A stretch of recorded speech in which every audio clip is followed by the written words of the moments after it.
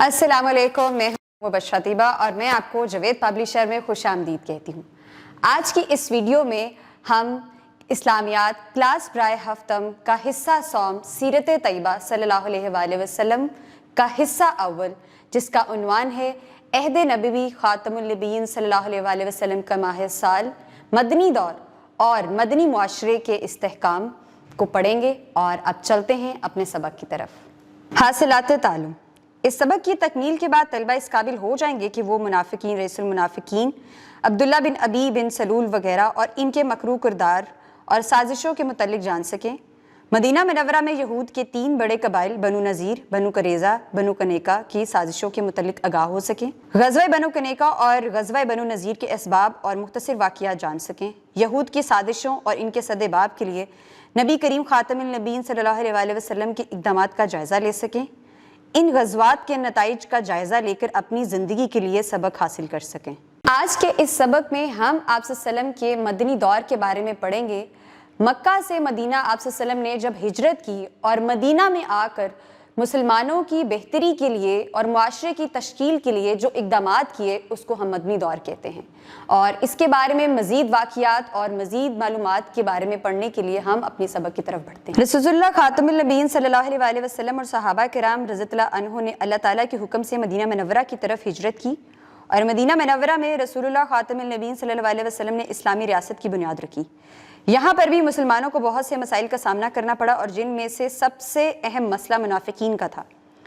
मुनाफिक ऐसे शख्स को कहते हैं जो बज़ाहिर ज़ुबान से तो ईमान बिल्लाह और ईमान बिर रसालत का इजहार करता हो मगर दिल से इसको तस्लीम ना करे।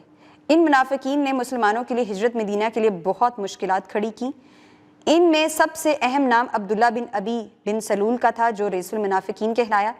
ये मदीना में रहने वाले खज़रज कबीले का सरदार और मालदार शख्स था। मदीने के तमाम कबाइल ने मुतफ़िक़ा तौर पर तय कर लिया था कि अब्दुल्ला बिन अबी बिन सलूल को मदीने का बादशाह बना दिया जाएगा और इसको ताज पहनाने की सारी तैयारियां कर ली गई थी।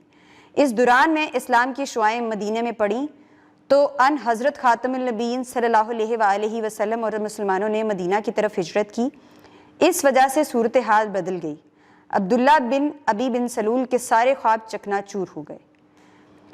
इस सबक में अब आपको सबसे पहले ये बताया गया है कि किस तरीके से मुसलमानों ने मक्का से मदीना जब हिजरत की तो वहाँ पर मुनाफिकीन जो थे वो उनके लिए बहुत पहले से ही बहुत सी मुश्किलात का सामना करना पड़ा और उसी दौरान जो उनका सबसे ज़्यादा जो मुश्किलात का सामना करना पड़ा, जिनकी वजह से करना पड़ा, वो थे अब्दुल्ला बिन अबी बिन सलूल जो कि रईसुल मुनाफिकीन कहलाया जाता था, यानी कि मुनाफिकों का सरदार। और जो बाकी सारे कफ़ार थे वो इनकी बात को मानते थे और उसके मानने की वजह से सब ने ये तय किया था कि अब्दुल्ला बिन अबी बिन सलूल को मदीने का बादशाह बना दिया जाएगा। लेकिन मुसलमानों की हिजरत की वजह से अब्दुल्ला बिन अबी सलूल को काफ़ी मुश्किलात का सामना करना पड़ा, जिसकी वजह से कहा यह जाता है कि उसके सारे ख्वाब चकनाचूर हो गए। ग़ज़वा बदर के मौके पर इस्लाम को खुली फतह मिली तो कफ़ारे मदीना डर गए। इस खौफ की वजह से अब्दुल्ला बिन अबी बिन सलूल मुसलमान हो गया, लेकिन इसका इस्लाम सिर्फ ज़ाहिरी था, अंदर से वो मुनाफिक ही था। बहुत से मुनाफिक मर्द और औरतें इसके ज़ेर साया थी। ये लोग मुसलमानों के अंदर अपना असर रखते थे और मुसलमान कहलाते थे। ज़ाहिर में रोज़ा और नमाज करते लेकिन अंदर ही अंदर इस्लाम के ख़िलाफ़ साजिशों में मशगूल रहते और मुसलमानों को नुकसान पहुँचाने का कोई भी मौका हाथ से जाने नहीं देते थे। इसलिए इनसे निपटना आसान न था। ये नबी करीम ख़ातमुन नबीयीन सल्लल्लाहु अलैहि वसल्लम के तहम्मुल बर्दबारी और आला इखलाक का करिश्मा ही था कि आप ख़ातमुन नबीयीन सल्लल्लाहु अलैहि वसल्लम ने इस तबके के साथ नहायत फाजिलाना इखलाक का मुजाहरा किया और मुनाफिकों के रज़ाइल इखलाक को बर्दाश्त किया। मदीना मुनव्वरा में मुनाफिकों के सरदार रईसुल मुनाफिकीन अब्दुल्ला बिन अबी बिन सलूल ने इस्लामी मुआशरे की तश्कील में बहुत सी मुश्किलात पैदा की। इसने मुतअद्दिद बार रसूलुल्लाह ख़ातमुन नबीयीन सल्लल्लाहु अलैहि वसल्लम की मुखालफत की, जैसे ग़ज़वा उहद, ग़ज़वा बनु कनेका, ग़ज़वा बनु नज़ीर और ग़ज़वा तबूक में मुनाफिकीन ने अपने सरदार अब्दुल्ला बिन अबी बिन सलूल की सरबराही में मुसलमानों का साथ देने से इनकार कर दिया और जंग से वापस पलट गए। आप ख़ातमुन नबीयीन सल्लल्लाहु अलैहि वसल्लम की तरफ से मदीना मुनव्वरा की बेहतरी के लिए किए जाने वाले इक़दामात पर अब्दुल्ला बिन अबी बिन सलूल आप ख़ातमुन नबीयीन सल्लल्लाहु अलैहि वसल्लम से हसद करने लगे, जो नफाक में बदल के जिसे इसने ज़ाहिर ना किया। जब अब्दुल्ला बिन अबी बिन सलूल ने यह देखा कि मुसलमानों की अक्सरियत बढ़ रही है और आप सल्लम की आला इखलाक की वजह से सारे लोग जो हैं वो मुसलमानों की तरफ बढ़ रहे हैं और इस्लाम का जो फ़रोग है वो जारी व सारी है, تو اس نے بھی اسلام قبول کر لیا، لیکن اس نے اسلام قبول دل سے نہیں کیا تھا، وہ صرف ظاہری طور پر یہ ظاہر کرنا چاہتا تھا کہ میں مسلمان ہوں، لیکن وہ اندر ہی اندر مسلمانوں کے خلاف سازشیں بھی کرتا، ان کو نقصان پہنچانے کی کوشش بھی کرتا۔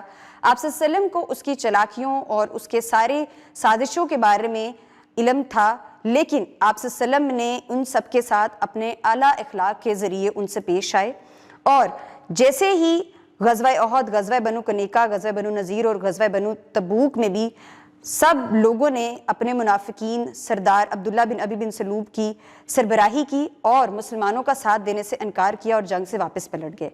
آپ صلی اللہ علیہ وسلم کی طرف سے مدینہ منورہ کی بہتری میں کیے جانے والے اقدامات عبداللہ بن ابی سلول آپ صلی اللہ علیہ وسلم سے اسی وجہ سے حسد کرنے لگے اور جو نفاق میں بدل گیا، جسے اس نے کبھی بھی ظاہری طور پر ظاہر نہ کیا۔ یہودیوں کے 3 قبائل بنو نذیر، بنو کنیکہ اور بنو قریظہ۔ جب آپ صلی اللہ علیہ وسلم مدینہ میں تشریف لائے تو یہاں پر یہودیوں کے 3 قبائل تھے، بنو نذیر، بنو کنیکہ اور بنو قریظہ، اور اب ہم مزید ان تینوں قبیلوں کے بارے میں جانیں گے اور پڑھیں گے۔ جس وقت رسول اللہ خاتم النبیین صلی اللہ علیہ وسلم مدینہ منورہ تشریف لائے، اس وقت یہود کے 3 قبائل بنو نذیر، بنو کنیکہ، بنو قریظہ مدینہ منورہ میں آباد تھے۔ مدینہ منورہ کی آمد کے بعد آپ خاتم النبیین صلی اللہ علیہ وسلم نے سب سے پہلے مسلمانوں کے داخلی مسائل کو حل فرمایا۔ دوسرا مسئلہ مہاجرین کی عبادت کاری کا تھا۔ ان مسائل سے فراغت کے بعد مدینہ منورہ کے قبائل کے ساتھ معاہدے کی باری آئی تاکہ مدینہ منورہ میں امن امان کی فضا کو برقرار رکھا جا سکے۔ تاریخ اسلام میں اس معاہدے کو مساک مدینہ کہا جاتا ہے۔ اس معاہدے کے اہم دفعات یہ ہیں۔ نمبر 1، اگر کوئی بیرونی طاقت مدینہ منورہ پر حملہ آور ہو تو سب مل کر اس کا دفاع کریں گے۔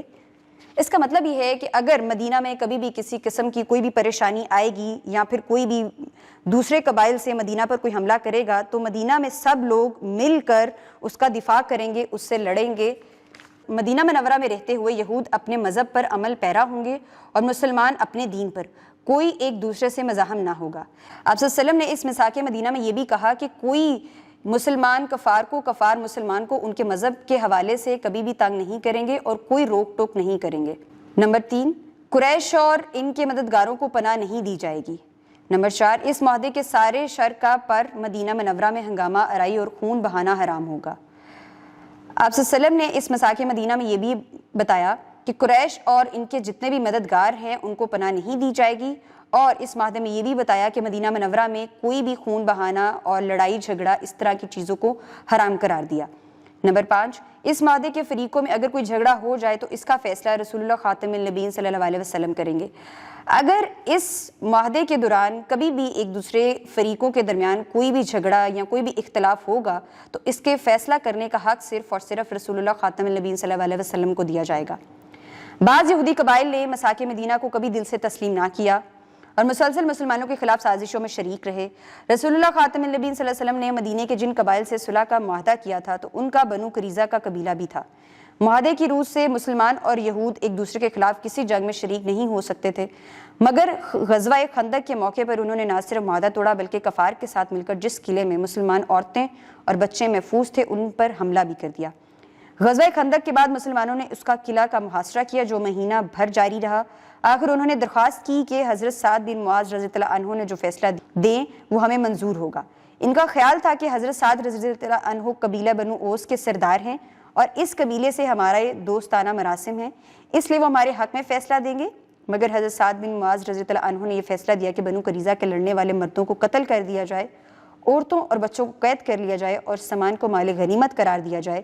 اسی فیصلے پر عمل ہوا اور اس قبیلے کا قلعہ کما کر دیا گیا۔ اس سبق کے پہلے حصے میں ہم نے آپ صلی اللہ علیہ وسلم کے مدنی دور کے بارے میں پڑھا اور جس میں بتایا یہ جاتا ہے کہ اسلام کی تشکیل کے لیے آپ صلی اللہ علیہ وسلم نے معاشرے کی بہتری کے لیے کیا اقدامات اور اصلاحات کیے، اور اس کے ساتھ ساتھ ہم نے 3 یہود کے قبائل کے بارے میں پڑھا، بنو قریظہ، بنو کنیکہ اور بنو نذیر۔ میں امید کرتی ہوں کہ آپ کو آج کا یہ سبق سمجھ آ گیا ہوگا۔ اپنا بہت زیادہ خیال رکھیں اور جڑے رہیں بولتی کتابوں کے ساتھ۔